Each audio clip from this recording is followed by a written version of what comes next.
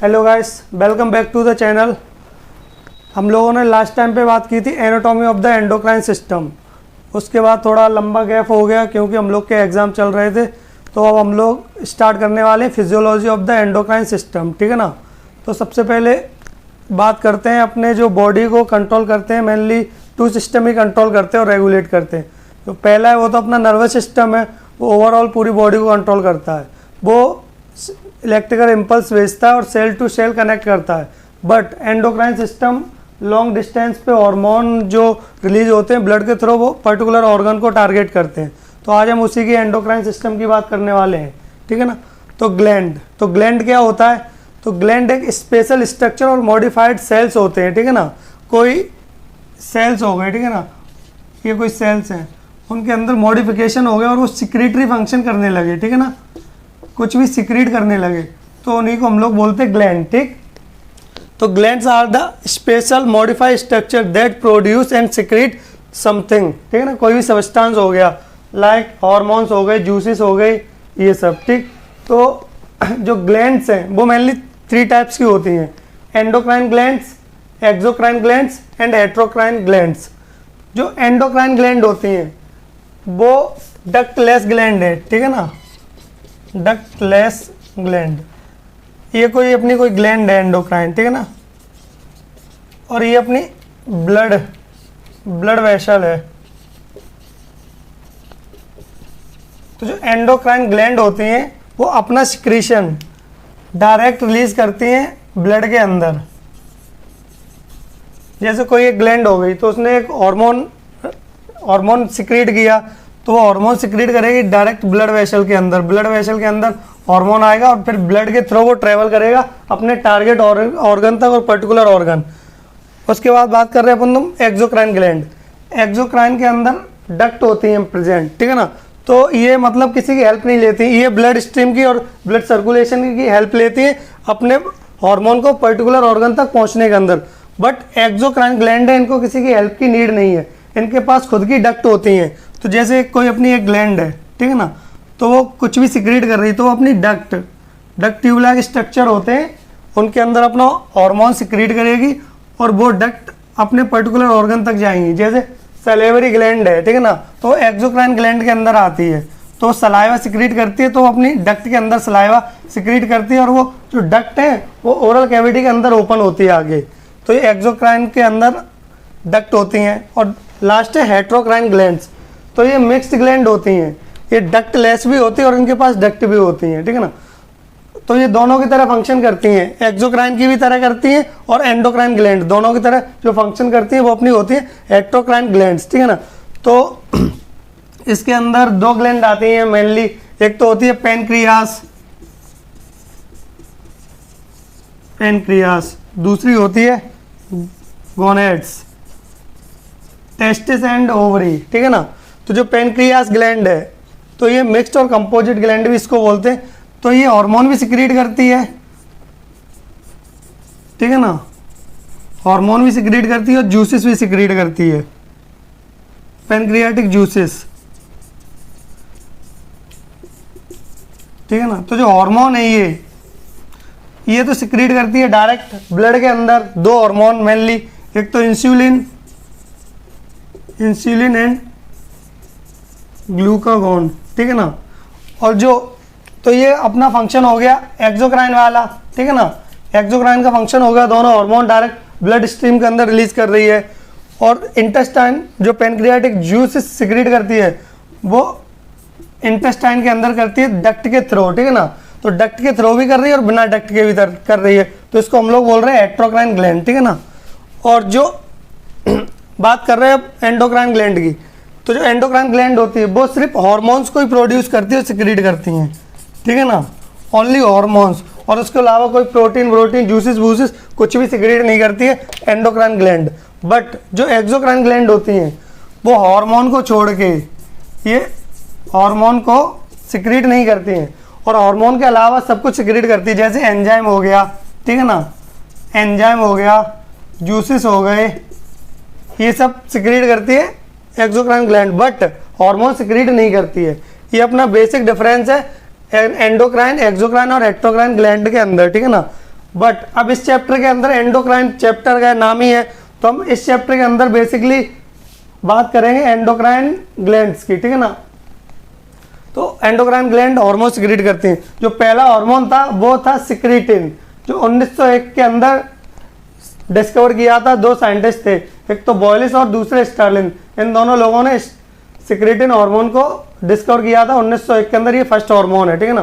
तो endocrine gland के अंदर सब ग्लैंड के बारे में बात करेंगे और उनके हार्मोन देखेंगे और उनके नेक्स्ट फंक्शन क्या क्या होते हैं उन सब की बात करने वाले हैं हम लोग। अब हम बात कर रहे हैं हाइपोथैलेमस की, ठीक है ना। तो हाइपोथैलेमस को मास्टर ऑफ मास्टर ग्लैंड बोलता है, क्योंकि जो हाइपोथैलेमस है वही रेगुलेट करती है जितनी भी बॉडी के अंदर ग्लैंड होती है उन सबको। इसी वजह से इसको मास्टर ऑफ मास्टर ग्लैंड भी बोला जाता, और ये ब्रेन के बेस पे प्रेजेंट होती है, ठीक है ना। तो जैसे कोई तो मेडिकल कॉलेज में हो, तो जैसे वहाँ पे डीन है ना, तो डीन हाइपोथैलेमस की तरह वर्क करेगा, वो सबको कंट्रोल करेगा, ठीक है ना। तो बात कर रहे हैं हाइपोथैलेमस की, ठीक है ना। तो ये अपनी हाइपोथैलेमस ग्लैंड हो गई,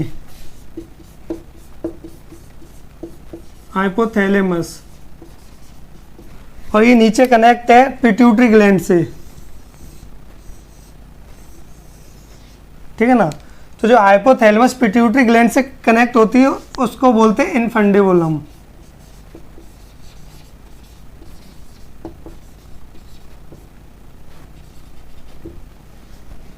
ठीक है। तो हाइपोथैलेमस कनेक्ट है पिट्यूटरी ग्लैंड से, जो कनेक्ट कर रहा है ये पार्ट, इसको हम लोग बोलते हैं इन्फंडिबुलम, ठीक है ना। तो जो हाइपोथैलेमस है, हाइपोथैलेमस ब्रेन में बेसिकली प्रेजेंट है। तो इसके अंदर न्यूरॉन होते हैं, जो न्यूरॉन मॉडिफाइड हो जाते हैं और उनका वो सिक्रीटरी फंक्शन करने लगते हैं। तो सिक्रीटरी न्यूरॉन्स इसके अंदर प्रेजेंट होते हैं, तो उनको बोलते हैं न्यूरो सिक्रेटरी न्यूरॉन्स, ठीक है ना।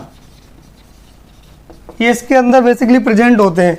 तो जो कनेक्ट है नीचे पिट्यूटरी ग्लैंड से, पिट्यूटरी ग्लैंड 3 पार्ट्स में बेसिकली डिवाइडेड है। जो ये फर्स्ट लोब है इसको बोलते हैं एंटीरियर लोब, एंटीरियर लोब, ठीक है ना। और इसको बोलते हैं इंटरमीडिएट लोब, और जो लास्ट है इसको बोलते हैं पोस्टीरियर लोब, ठीक है ना। अब एंटीरियर लोब और इंटरमीडिएट लोब, इन दोनों को मिला के हम लोग बोलते हैं एडिनो हाइपोफाइसिस, एडिनो हाइपोफाइसिस। और जो पोस्टीरियर लोब है इसको बोलते हैं हम लोग न्यूरो हाइपोफाइसिस, न्यूरो हाइपोफाइसिस, ठीक है ना। तो जो न्यूरो सिक्रेटरी सेल्स है हाइपोथैलेमस के अंदर, उनका काम होता है हार्मोन्स को प्रोड्यूस करना। तो जो हाइपोथैलेमस ग्लैंड है वो बेसिकली 2 टाइप का हार्मोन प्रोड्यूस करती है और सिक्रीट करती है। एक तो रिलीजिंग हार्मोन हो गए, ठीक है ना, और दूसरे हो गए इनहिबिटरी हार्मोन।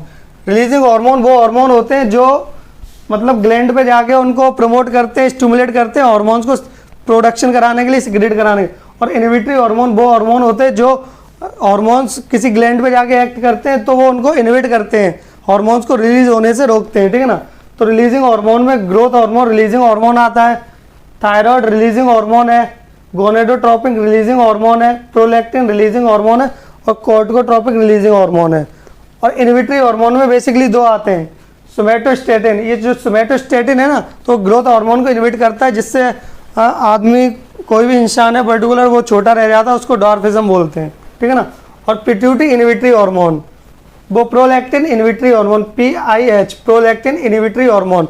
जो प्रोलैक्टिन इनहिबिटरी हार्मोन है वो बेसिकली मेमोरी ग्लैंड का प्रॉपर मतलब डेवलपमेंट नहीं होने देता, तो उसकी वजह से जो मिल्क का प्रोडक्शन है मेमोरी ग्लैंड के अंदर वो प्रॉपर नहीं हो पाता, तो बच्चा प्रॉपर फीड नहीं कर पाता है, ठीक है ना। तो ये दोनों हार्मोन प्रोड्यूस करती है हाइपोथैलेमस, ठीक है ना। तो ये दोनों हार्मोन आते कैसे हैं यहाँ पे, तो ये दोनों हार्मोन है वो एक्ट करते हैं पिट्यूटरी ग्लैंड पे, ठीक है ना। पिट्यूटरी ग्लैंड को रेगुलेट करते हैं यही हार्मोन। तो एंटीरियर पिट्यूटरी और एडिनो हाइपोफाइसिस है, उसको रेगुलेट करते हैं ब्लड सर्कुलेशन को थ्रू, ठीक है ना। तो यहाँ से एक वेन आती है एडिनो हाइपोफाइसिस तक, हाइपोथैलेमस से एक वेन निकलती है, ठीक है ना। वो रेगुलेट करती है एडिनो हाइपोफाइसिस, उस वेन को बोलते हैं हाइपोफाइशियल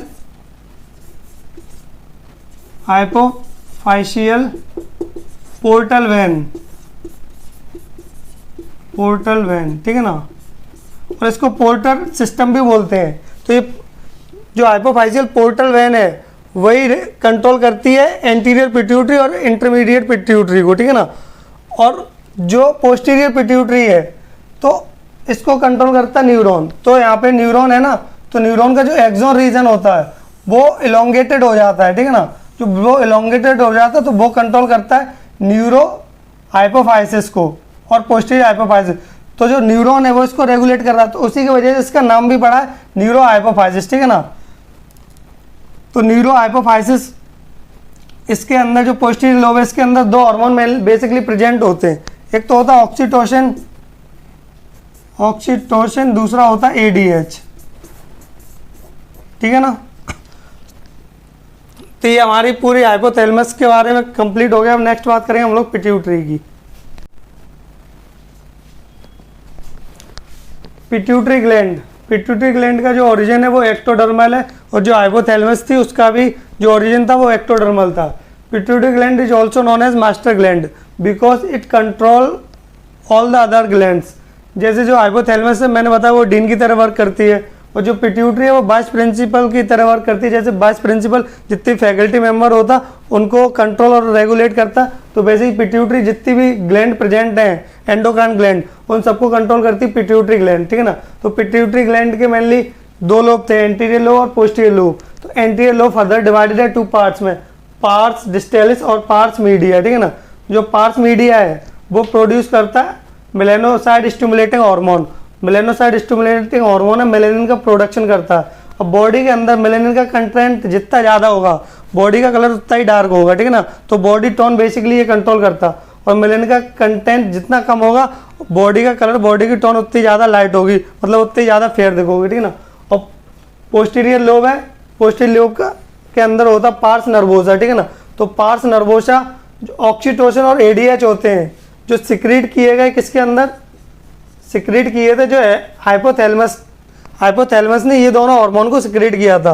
तो ये दोनों हार्मोन सिक्रीट हुए हाइपोथैलेमस से बट स्टोर हो रहे हैं पिट्यूटरी ग्लैंड के अंदर, और ये रिलीज करती है, पार्स नर्वोसा इनको रिलीज करती है। रिलीज और सिक्रीट के अंदर डिफरेंस ये होता है, सिक्रीट का मतलब होता है प्रोडक्शन करना, ठीक है ना। तो सिक्रीट किए थे हाइपोथैलेमस में, वहाँ पे इनका हाइपोथैलेमस के अंदर इन दोनों हार्मोन का प्रोडक्शन हुआ, बट रिलीज मतलब यहाँ से निकाल रही है, रिलीज कर रही है, वो कर रही है पार्स नर्वोसा, ठीक है ना। तो स्टोर करती है और इनको रिलीज करती है, बट इनका प्रोडक्शन नहीं कराती है, प्रोडक्शन होता है हाइपोथैलेमस के अंदर, ठीक है ना। ऑक्सीटोसिन को बर्थ हार्मोन भी बोलते हैं, क्या बोलते हैं, बर्थ हार्मोन, क्योंकि ये बर्थ के टाइम पे जो यूट्रस होता है उसका वाइग्रस कॉन्ट्रैक्शन कराता है और बर्थ में हेल्प करता है। तो ADH होता है वो वाटर और सोडियम का रिटेंशन कराता है, ठीक है ना। और इसको लव हार्मोन भी बोलते हैं ऑक्सीटोसिन को, क्योंकि अपोजिट सेक्स की तरफ मतलब जो स्टिमुलेशन फीलिंग क्रिएट करने का जो लोचा होता है वो ऑक्सीटोसिन ही कराता है, ठीक है ना। अब बात कर रहे हैं पार्स डिस्टेलिस की, तो इसके अंदर ग्रोथ हार्मोन आता है, थायराइड स्टिमुलेटिंग हार्मोन आता, ACTH एडिनोकॉर्टिकोट्रोपिक हार्मोन आता, गोनाडोट्रोपिन्स आते हैं, FSH और LH और प्रोलैक्टिन, ठीक है ना। तो हम लोग अब एक एक हार्मोन की बात करेंगे, ग्रोथ हार्मोन का क्या फंक्शन होता है, क्या कराता है, TSH क्या कराती है, इन सब की डिटेल में एक एक की बात करने वाले हैं। ग्रोथ हार्मोन बेसिकली प्रोड्यूस करती है पिट्यूटरी ग्लैंड, और पेप्टाइड इन नेचर मतलब प्रोटीन का बना हुआ होता है, पिट्यूटरी ग्लैंड इसको प्रोड्यूस करती है, ठीक है ना। तो ग्रोथ हार्मोन का क्या फंक्शन होता है, बॉडी की ग्रोथ कराएगी, डेवलपमेंट कराएगी, फिजिकल ग्रोथ कराएगी, मेटाबॉलिज्म को इंक्रीज करती है, जो भी कार्बोहाइड्रेट होता है, फैट ग्लूकोज होता है, उनका ब्रेकडाउन इंक्रीज होता है, जिससे डायबिटिक इफेक्ट भी आता है कभी कभी, ठीक है ना। तो ये ग्रोथ हार्मोन के फंक्शन हो गए। अब इसके डिसऑर्डर देख लेते हैं। अगर ग्रोथ हार्मोन की डेफिशिएंसी होगी तो क्या होगा, अगर एक्सेसिव हो गया बॉडी के अंदर तो क्या होगा। अगर ग्रोथ हार्मोन की डेफिशिएंसी हो रही है तो ग्रोथ हार्मोन का फंक्शन होता है ग्रोथ कराना बॉडी की और डेवलपमेंट कराना। जब इसकी डेफिशिएंसी होगी तो क्या होगा, डॉर्फिज्म हो जाएगा, नाटा रह जाएगा इंसान, छोटी हाइट हो जाएगी, हाइट ज़्यादा बढ़ेगी नहीं, ये सब। बट मेंटल स्टेटस इसका नॉर्मल रहेगा, बस फिजिकली शॉर्टर रहेगा, बट मेंटल कोई भी इसका इफेक्ट नहीं होगा, ठीक है ना। अगर एक्सेसिव हो रहा तो क्या होगा, तो दो एक्रोमेगैली होगी या फिर जायजेंटिज्म होगा।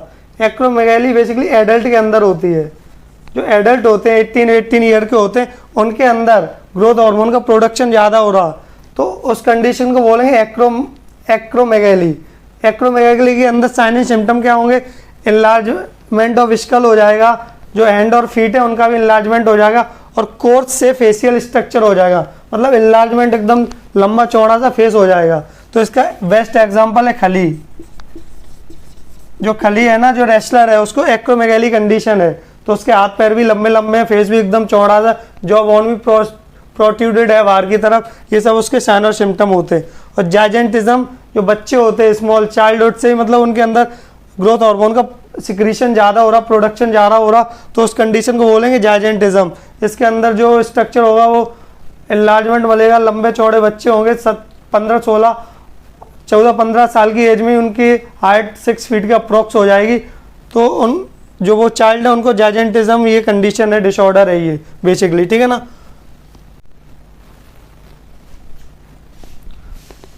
थायराइड ग्लैंड, ठीक है ना, तो पिट्यूटरी ग्लैंड थी, तो पिट्यूटरी ग्लैंड से हार्मोन निकल रहा था TSH, थायराइड स्टिमुलेटिंग हार्मोन। तो TSH हार्मोन एक्ट करता है थायराइड ग्लैंड पे, तो फिर थायराइड ग्लैंड से हार्मोन निकलते जो थायरोक्सिन हार्मोन होते T3 एंड T4, ठीक है ना। तो थायराइड ग्लैंड स्मॉल ग्लैंड है, बटरफ्लाई शेप इसका स्ट्रक्चर होता, और बेसिकली अपने नेक रीजन में ये प्रेजेंट होती। और थायराइड ग्लैंड के फंक्शन क्या होते? मेटाबॉलिज्म कंट्रोल करता है, कार्बोहाइड्रेट हो गया, फैट हो गया, प्रोटीन हो गया, इन सब का मेटाबॉलिज्म कराता है, ब्रेक डाउन कराता है, और ग्रोथ एंड डेवलपमेंट में हेल्प करती है, ठीक है ना। हार्ट रेट को मेंटेन करती है, रेगुलेट करती है, मेंस्ट्रुअल साइकिल रेगुलेट करती है, ये सब इसके फंक्शन हो गए थायराइड ग्लैंड के, ठीक है ना। तो थायराइड ग्लैंड एच शेप और बटरफ्लाई शेप स्ट्रक्चर होता है ऐसे, ठीक है ना, ऐसे। और बाई लोब होते हैं, 2 लोब होते हैं, एक लोब ये हो गया, ये दूसरा लोब होगा, तो ये दोनों लोब कनेक्ट होते हैं, उसको बोलते हैं इस्थमस। इस्थमस से ये दोनों लोब कनेक्ट होते हैं, ठीक है ना। तो जब इसका ट्रांसफर सेक्शन कट करोगे तो इसके अंदर सेल्स मिलेंगे ऐसे, ये सेल हो गए, ठीक है ना। तो इनको बोलते हैं फॉलिकल्स, फॉलिकल्स।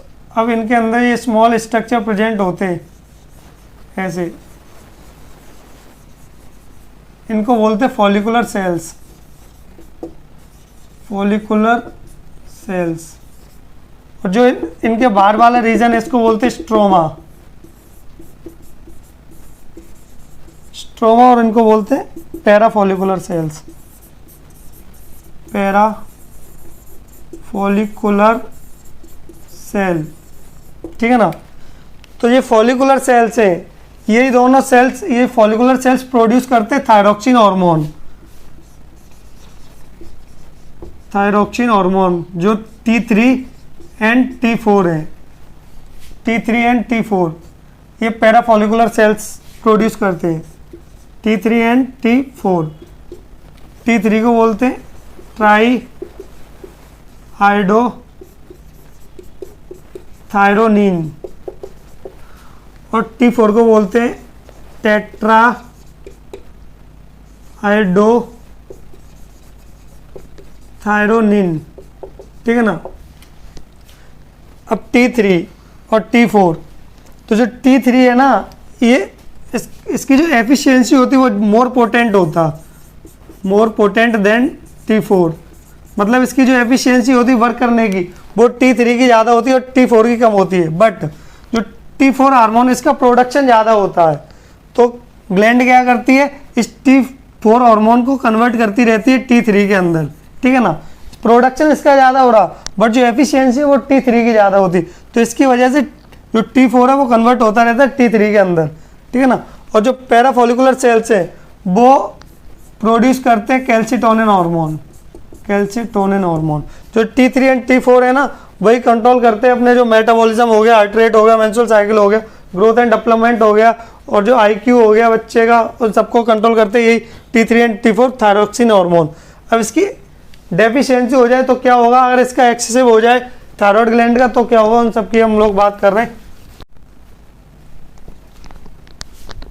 अब थायराइड की कमी हो गई, हाइपोथायराइडिज्म हो गया बॉडी के अंदर, तो कंडीशन कौन कौन से, क्रेटिनिज्म हो जाएगा, क्रेटिनिज्म मेनली जो बच्चों के अंदर होता है, प्रेग्नेंट मदर होती है उनको प्रॉपर आयोडीन उनको मिलती नहीं, तो जो थायराइड ग्लैंड है अपना प्रॉपर फंक्शन नहीं कर पाती, तो उसकी वजह से बच्चों के अंदर थायराइड की कमी हो जाती है। उसको कुछ कंडीशन को बोलते हैं क्रेटिनिज्म। क्रेटिनिज्म के अंदर जो चाइल्ड होता है उसका आईक्यू कम होता है, प्रॉपर डेवलपमेंट नहीं हो पाता फिजिकली और मेंटली, ठीक है ना। नेक्स्ट है मिक्सोएडिमा, ये मेनली फीमेल्स के अंदर होती है। इसके अंदर जो थायराइड ग्लैंड की डेफिशिएंसी, उसका मेटाबॉलिज्म प्रॉपर हो नहीं पाता, तो बहुत ओवेश हो जाती हैं, तो उनका वेट गेन हो जाता है। इस कंडीशन के अंदर मेनली फीमेल्स के अंदर देखने को मिलती है, ठीक है ना। बहुत ज़्यादा मोटी हो जाती हैं, प्रॉपर मेटाबॉलिज्म होता नहीं है। और लास्ट है सिंपल गोइटर।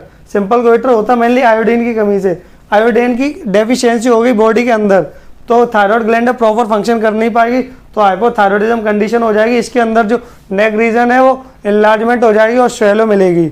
अगर इसका थायराइड ग्लैंड अगर ज़्यादा फंक्शन कर रही है, एक्सेसिव हो रहा, तो ग्रेव्स डिसीज हो जाएगी। इसको बोलते हैं एक्सोप्थेल्मिक गोइटर, ऑटो इम्यून होता है। जो TSH हार्मोन है उसको मिमिक कर देता है, TSH हार्मोन की तरह वर्क करता, तो जो थायराइड ग्लैंड है वो एक्सेसिव प्रोडक्शन करने लगती है थायरोक्सिन का, ठीक है ना, तो उसकी वजह से ग्रेव्स डिसीज हो जाती है। इसके अंदर मेटाबॉलिज्म बढ़ जाता है, तो वेट लॉस होता है, फटीग होता है, जल्दी कोई पर्सन थक जाता, पाल्पिटेशन, रैपिड और इरेगुलर हार्ट बीट हो जाती है, और प्रोट्रूजन ऑफ आइस, जो आइस है ना वो ऐसा लगता है कि बाहर आ गई, बल्जिंग ऑफ आइस हो जाती है। तो ये कंडीशन होती है डेफिशिएंसी और एक्सेसिव होने से।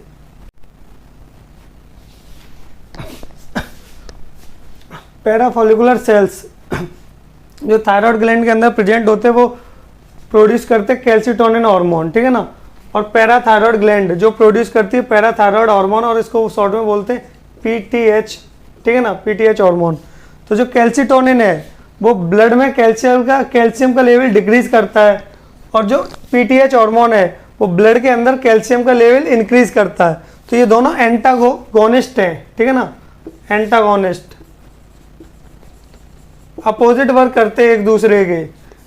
ये वाला कम कर रहा है ब्लड के अंदर, ये वाला बढ़ा रहा है, तो ये एंटागोनिस्ट है, अपोजिट वर्क करते हैं।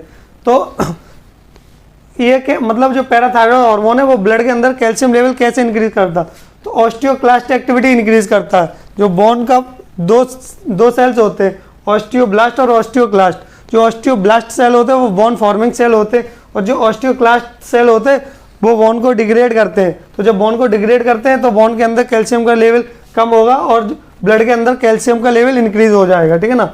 रीअब्जॉर्प्शन फ्रॉम द किडनी से जो कैल्शियम का रीअब्जॉर्प्शन कराते हैं, जिससे ब्लड के अंदर कैल्शियम का लेवल इंक्रीज होता है। और एब्जॉर्प्शन फ्रॉम द गट, जो अपना स्मॉल इंटेस्टाइन और स्टोमक है वहाँ से एब्जॉर्प्शन कराते हैं कैल्शियम का, जिससे ब्लड के अंदर कैल्शियम का लेवल इंक्रीज हो जाता है, ठीक है ना। अब कैल्सिटोनिन क्या फंक्शन करता है, मिनरलाइजेशन ऑफ बोन। तो ये क्या करता है, जो ब्लड है ब्लड से कैल्शियम को डिपॉजिट करता है, बोन के अंदर ले जाके डालता है, तो मिनरलाइजेशन ऑफ बोन करता है कैल्सिटोनिन, ठीक है ना।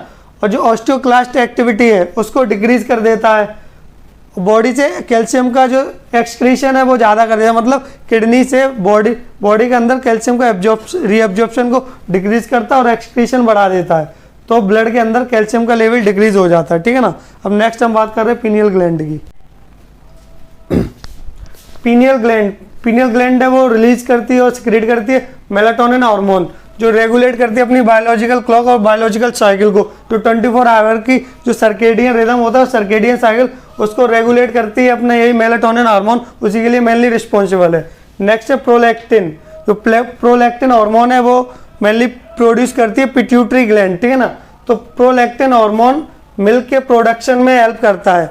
आफ्टर पार्चुरेशन, जब बच्चे की डिलीवरी हो जाती, पार्चुरेशन हो जाता, उसके बाद जो मेमरी ग्लैंड है, मेमरी ग्लैंड के अंदर मिल्क का फॉर्मेशन कराना और प्रोडक्शन कराना, उसके लिए रिस्पॉन्सिबल है प्रोलैक्टिन हार्मोन। बट जो मिल्क इजेक्ट कराता है, ठीक है ना, उसके लिए रिस्पॉन्सिबल है ऑक्सीटोसिन।